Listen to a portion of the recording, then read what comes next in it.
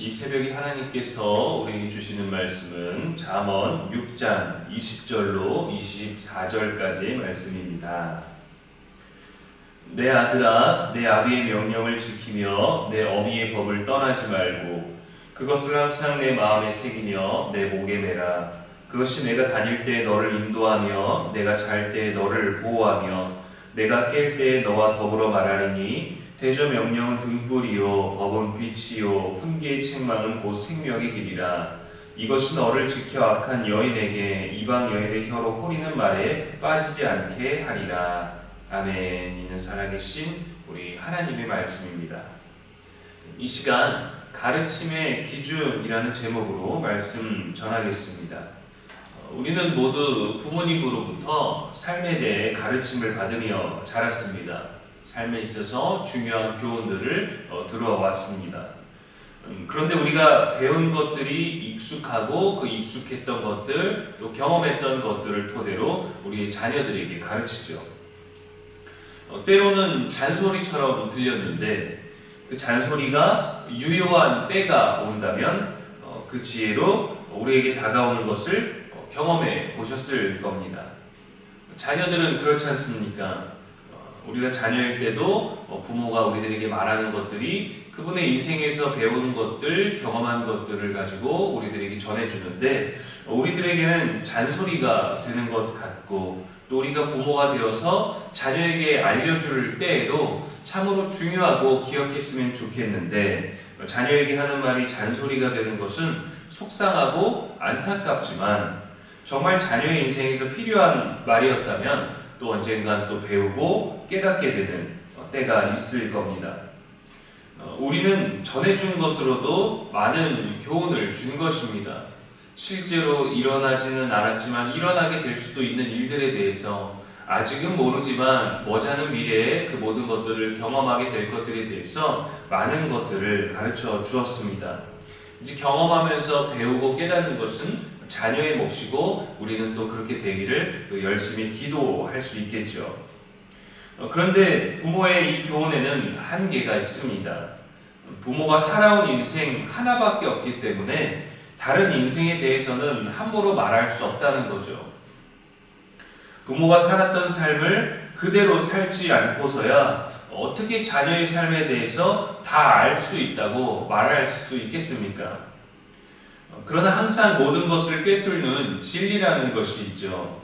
만사에 적용되는 도덕과 기준과 질서가 있는 법입니다. 그래서 거짓말하지 말라, 정직하라, 보증을 서지 말라, 남자와 여자를 만날 때 신중하고 조심해라, 돈을 꿀 때에 또 반드시 갚아라 라는 너무도 마땅하고 다양한 교훈들이 있기도 합니다.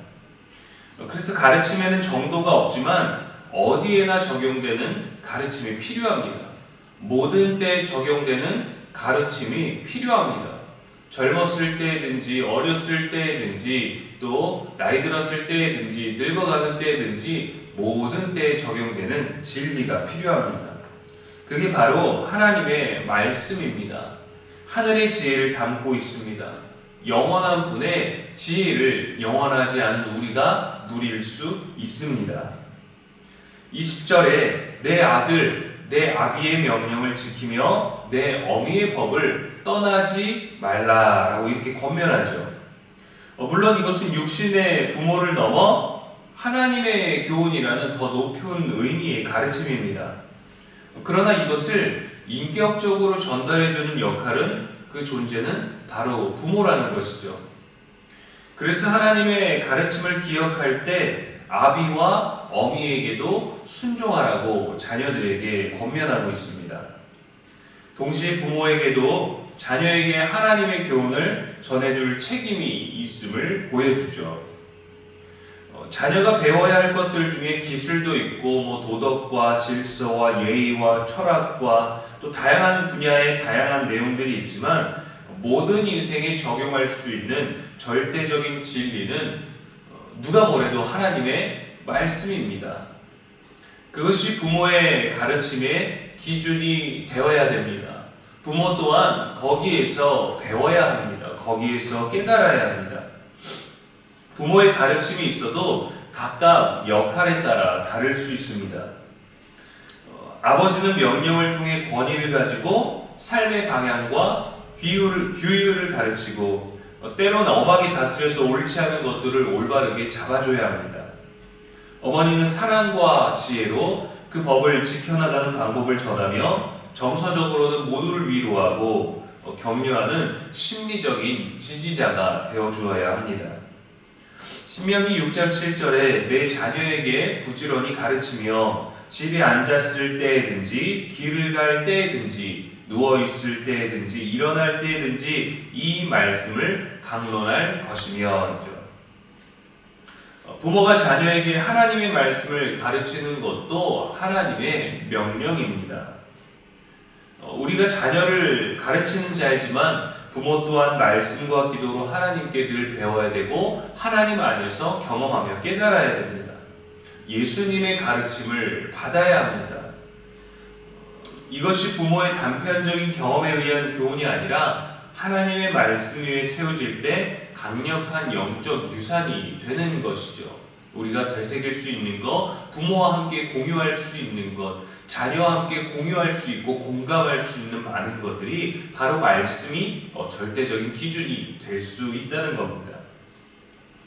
디모데후서 1장 5절에도 보면 이 믿음은 먼저 내 외조모 로이스와 내 어머니 유니게 속에 있더니 내 속에도 있는 줄을 확신하노라.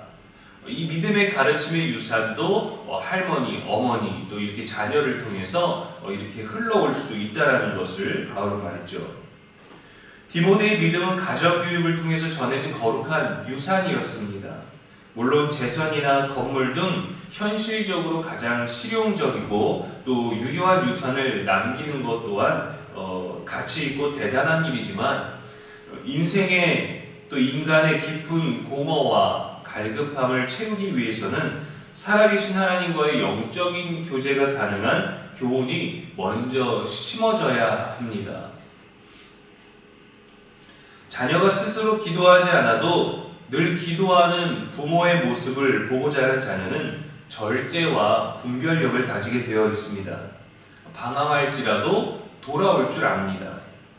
방황하면서도 인생의 의미와 가치를 찾을 수 없을 때 그 깊은 영적 방황에서 기도하는 부모의 모습이 떠오르기도 합니다. 성 어거스틴이 그랬습니다. 그의 고백록에서 말하길 나의 어머니는 아들의 영혼을 돌보는데 자신의 삶을 집중했다라고 고백합니다. 어거스틴의 어머니 모니카는 아들 곁을 지키고 인내하며 기다렸습니다. 그에게는 반드시 알려주고 싶은 목적이 있었어요. 하나님을 만나서 변화되는 때를 기다리기 위해서 그렇게 헌신하고 아들을 위해서 애쓰는 것이죠. 가르침의 기준이 있어야 자녀에게 강력하게 권면할 수 있습니다. 우리가 말씀에 확신이 없다면 우리가 그저 그렇고 우리에게도 큰 교훈이 되지 못했다면 우리는 장황하게 많은 말들로 가르칠 수밖에 없습니다. 그러나 기억해야 될 핵심적인 것만 말할 수 있다면 우리는 말씀을 말하는 것이 우리에게도 가장 힘이 있다는 것이죠. 도덕적이고 예의 바른 것을 뛰어넘는 영적인 가르침, 그러한 기준으로 말씀으로 채워야 됩니다.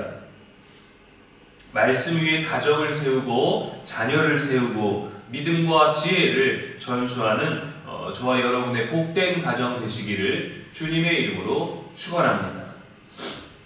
기도하겠습니다. 하나님 아버지, 새벽에도 말씀 주시니 감사합니다.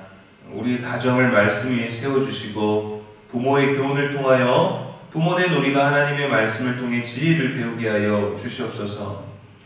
말씀을 통해 세상의 유혹을 이기고 믿음의 유산을 전수하는 거룩하고 경건한 가르침의 기준이 세워지게 하여 주시옵소서. 오늘도 우리의 영원한 지혜와 소망이 되신 예수님의 이름으로 기도합니다. 아멘.